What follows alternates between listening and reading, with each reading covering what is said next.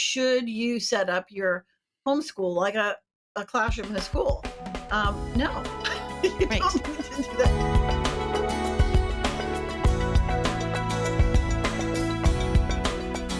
Let's talk really quickly about we've talked about many of the pros, and there are a lot of pros to using textbooks. But I know that there are some perceived cons to using textbooks. What would some of those be? And Well, perceived is the key word there. yes, perceived. They are perceived, and we can talk more about that another day. But a lot of people will ask because curriculum is used in in a classroom. Should you set up your homeschool like a classroom in a school? No, you Right. don't need to do that. Listen, if you want to do that, Hmm. you can do that. My granddaughter homeschools at the kitchen table because that's where she learns best. But there are times where we take breaks and we're learning in the car and we're learning at the playground. So you don't have to have your kids with their feet on the floor and get up and do a pledge of the American flag and all the things that you would do in a traditional Yeah. classroom just because you're using a textbook. So again, this is a tool. You can set up your classroom however you would like to do it, and it's fine that way. So that is definitely a perceived con, and it's not an okay thing to worry about. Another thing that's concerning to a parent is that they feel like they've got to replicate the whole school experience, and so Mhm. you don't need to do that. This is your homeschool. You decide how you want to homeschool, what your goals are for your kids, and again, the textbook is a tool. So, as my friend says, it's a tool. It's not a rule. So Oh, don't yeah. make that Love that. determine all the things that you do there. So, some people will put their trust in the completeness of the program and they don't oversee the learning. So, listen, we want you to trust the program, but not to the point where you don't know what your kids are doing. Hmm. You still need to know that. One of the beauties of homeschooling is making sure you're meeting the needs of your kids. And so, Yeah. just because it's on a workbook page doesn't mean it's the right thing. So even today with my granddaughter, we were doing a skill check for reading. And so we were going through this little exercise and she was working through it. And there were two questions in there that were not really the best written questions. And she asked me about it. And I went back and said, what would you say and why? Hmm. And she said, well, and it was a comprehension activity. And she said, I would answer it this way because, and I said, you know what? You're right. So even though the answer key said that was the right answer, or a different answer was the right answer, I gave her credit for it because that wasn't the best answer. And she was checking for comprehension. She was Uh-huh. thinking, I want to grade her on her comprehension.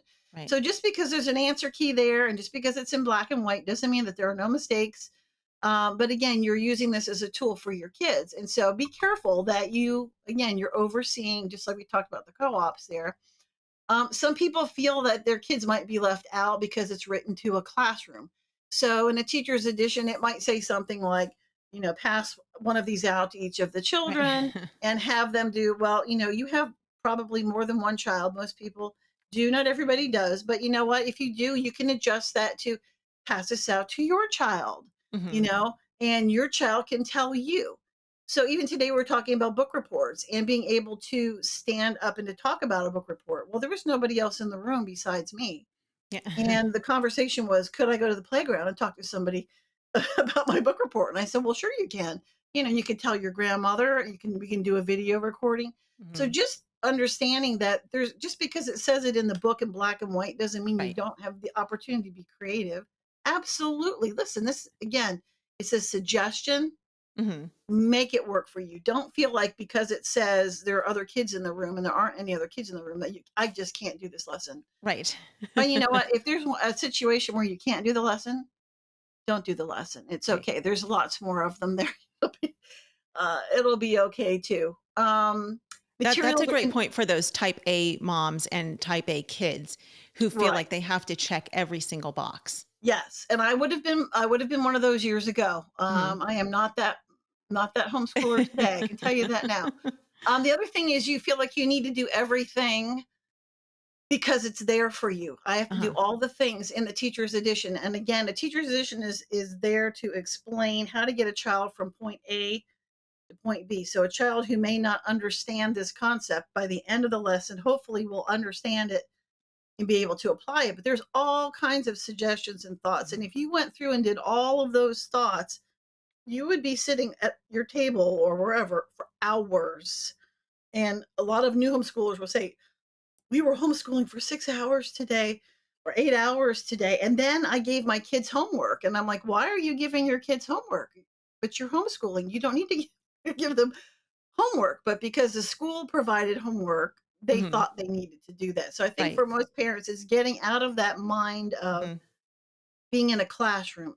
right. Using a textbook doesn't mean you're necessarily in a school classroom. It's a little Yeah. bit of a switch there that they need to work to. So those are the basic ones.